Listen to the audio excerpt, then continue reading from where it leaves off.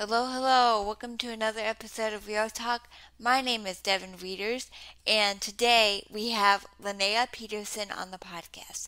They are an autistic self-advocate, have written a lot of articles about how being autistic and queer intersect because they are also queer. And yeah, it's going to be a great show. Enjoy. We have Linnea. on the podcast with us today. How are you? I'm doing well, thanks. Tell us about yourself, and then we'll go from there. Yeah, so I am 24. I work as a marketer at a small publishing company. I'm an autistic self-advocate, and I'm queer. Tell us about how your queer identity and your autism intersect. Yeah, so autistic people are much more likely than the rest of the population to be trans or non-binary, and I am part of that statistic. I'm non-binary. So know why that is, and I don't know if anyone knows why it's more common to be trans if you're autistic. But that is one way that they intersect. Yeah, I also know a lot of, and this is just anecdotal, but I know a lot of other autistic people who also identify as asexual, like I do. And I wonder if part of that is sensory and or social. There's something about sex. I think it is. Yeah. So, and then of course there's kind of the difficulty getting emotionally close to people when you're autistic because there are so many people it's just harder to communicate with. And so if you have trouble like getting to that emotional closeness, I think it can also be hard to picture, at least for me, hard to picture like trusting someone enough to have sex. Yeah. And what, not to sound ignorant, but I truly don't know. What's the difference between gay and queer? So queer, like many other terms in the LGBT community, has been used as a slur, but has been largely reclaimed, I would say. Although how reclaimed it is, I think depends on how old you are, and I'm young enough that it was never used as a slur against me. So I don't have bad memories with it, but I know that there are older people in the LGBT community who definitely do have those negative memories associated with it. But queer is often used as a broader term. And so I am non-binary, which is kind of a subset of trans, and that falls under the queer umbrella. I'm also asexual. That falls under the queer umbrella.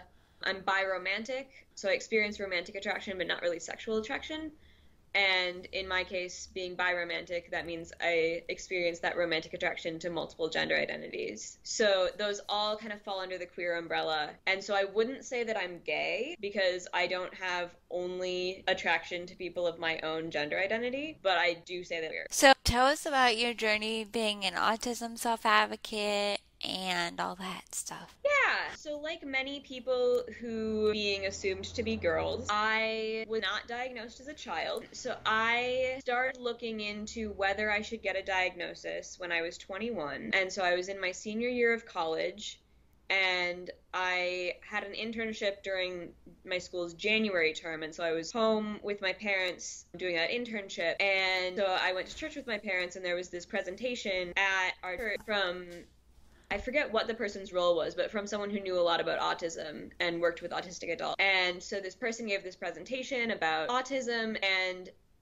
like I had known a little bit about autism before. Like I think I had known more than like the average person in the US, but there was still a lot that I hadn't known. And so when this person gave a presentation, my parents and I kind of wound up looking at each other a lot like, oh wait, this is me. And so I started, looking stuff up online and looking into whether I might have autism. And I wrote to my doctor about it, and we tried to figure out when I could get in for an evaluation. And so I went to, like 5 months later, I went to a place that specialized in autism and other, I think, intellectual and developmental disabilities, maybe just other disabilities in general. I don't know a ton about that place. It's just where I went to be evaluated. And so the evaluation, at least for me, was 2 appointments exactly a week apart. And so there were a lot of different tests. There was an IQ test. There was a test where I was supposed to read a picture book out loud that didn't have any words on the pages. So I was just supposed to kind of narrate the pictures. And that was to see like what I did with my vocal inflection and my facial expressions. And yeah, there were just a lot of different parts of the test. And then at the second appointment,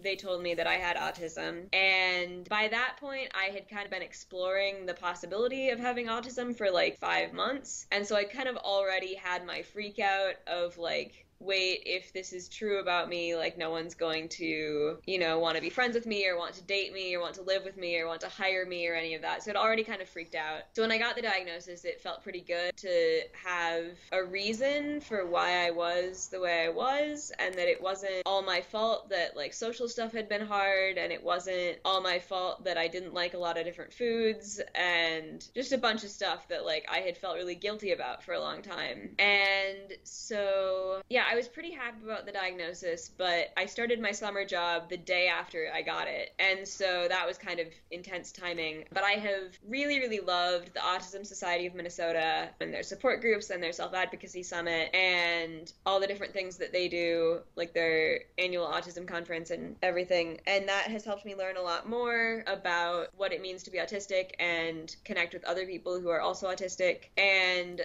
I've started kind of speaking out about it. So I've written a blog post for the college that I went to about autism, and I've written some articles on the Mighty, and I've written some blog posts for the publishing company that I work for, because we do like Sunday school curriculum and confirmation curriculum. And so I have written some articles about how to make Sunday school more autism friendly and how to make church more autism friendly. And so that's kind of what I do and how I try to speak about this topic. Where can people find those? So the autism articles about church and Sunday school, if you go to wearesparkhouse.org and you search neurodiversity or autism, they should come up. The Mighty is a website, and I think you would search my name, Linnea Peterson, which hopefully will be in the description of this episode. And then the college that I went to is Luther College. So if you go to the Ideas and Creations blog on the Luther website and search autism or search my name, that article should come up. Okay, so you said on the Sexuality for All panel, we'll talk about that in a minute, that you go to a queer affirming church. Like, what do you mean by that? And how is that experience? Yeah, so I think I was talking about the church where I grew up. I go to a different church now that I have also had a pretty good experience with. But the church where I grew up, okay, so in the denomination called the Evangelical Lutheran Church in America, there's a certification for churches called Reconciling in Christ, and that means that they have gone through a series of like collective discernment actions together, and that they have decided to make a commitment to being for the LGBT community. And so a church that is reconciling in Christ should be willing to perform same-sex weddings, should be, a place where you would never hear anything negative about gay or trans people from the pulpit. I don't know all of the ins and outs to getting the certification. Everywhere that I have attended in my life has had the certification, so I don't really have a comparison of what it's like to go to a Reconciling in Christ church versus not. But I will say that the church where I grew up called a gay senior pastor when I was 16, and so that church had been the first large Lutheran church in the country to have a female senior pastor in the, I think, late 80s when we called that pastor. And then, I say we, I wasn't born. And then in the 2010s when we called the current senior pastor, Pastor Bradley, we became the first large Lutheran church to have openly gay senior pastor. And now that church has two openly gay senior pastors, not senior pastors, two openly gay pastors, one of whom is the senior pastor. And just seeing that representation in the pulpit and knowing that if I wanted to go to seminary, there would be people who would fight for me to get into seminary and to get a call after seminary, that feels really good to know. And it's also just great to have a pastor to talk to who gets it. The church I go to now has two straight pastors. They're both women. So the pastoral staff is not queer, but there are multiple lesbian couples in the congregation, and a lot of people put pronouns on their name tags. I will say that not that many people get my pronouns right, which is frustrating. It's why did you put yours on your name tag? You're not going to bother looking at mine. For the most part, I've had good experiences being queer and being Lutheran and having those two things go together. The Queer Eye episode? With the Lutheran pastor? Yes. Yes. Yeah. What did you think of that? I thought it was really good. I have met the trans pastor who came and visited him, and I think she makes me cry every time I have like met her or encountered something of hers. And I cried when I watched that part of the Queer Eye episode, so par for the course. But I think it was really good to have a reminder to Christians that it's possible to affirm LGBT people from within our tradition, and to have a reminder to the queer community that there do exist Christians who are not out to get them. And I don't at all think that anyone in the LGBT community who has been wronged by the church has any obligation to forgive the church for that. But I do think that it's nice to be reminded that Christianity isn't a monolith, and that there are multiple viewpoints within Christianity, and that not every Christian is a fire and brimstone homophobe. Yes. And how did you, transitioning to a different topic, how did you find sexuality for our abilities? I spoke almost a year ago at a conference that Katie Thune was also speaking at. So I was on 2 panels, and Katie was the keynote, and I was super impressed with her. She said she was impressed with me. And so we exchanged contact information, and she asked if I would be interested in joining the advisory committee. So I have been on that since the beginning of 2020. Yeah, so that's how I found out about it. I will have to contact her now about joining the advisory committee, because I want to be on that. How have you been handling the pandemic and all? I still have a job. My hours have been cut a little bit, but not a lot. And I'm able to do my job from home. So I feel very lucky that I still have money and that I don't have to leave my apartment all that often. I do live alone, and so I have been seeing my parents on the weekend, and they're the only people I'm seeing, and I'm the only person they're seeing. So we're being pretty careful, but if I had not seen another person since March, I would be having a lot of trouble. So yeah, that's kind of the amount of risk that I'm trying to take at the moment. But I have a couple friends who I talk to every week on the phone, and that's really, really nice. And I've started a young adults group for my church during this time, and so we meet every other week on Zoom. Some of my friends from a summer camp that I've worked at, we've been having some Zoom dance parties, so that's really nice. How does one do a Zoom dance party? I have to know. So at the camp that we have worked at, there are a lot of choreographed dances that we all have learned together. So what happens is you go on Zoom, one person shares their screen and their audio, or maybe just their audio. If you can figure out how to share the audio without the screen, that works really well. And so then you're all listening to the same audio, and then you do the dance, basically.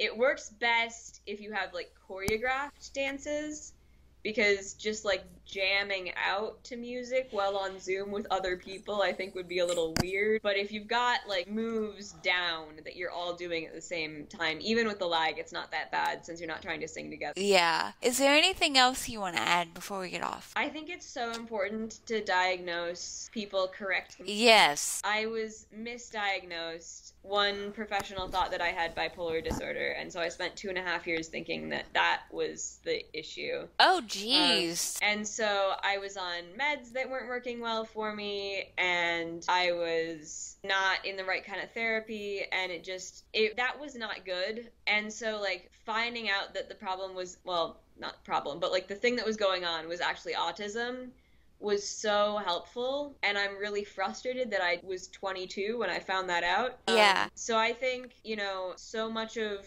what was hard about school for me could have been easier if we had known. So much of what was hard about like social stuff could have been easier if we'd known. And so like a diagnosis doesn't hold you back in any way. It just gives you access to the things that you need.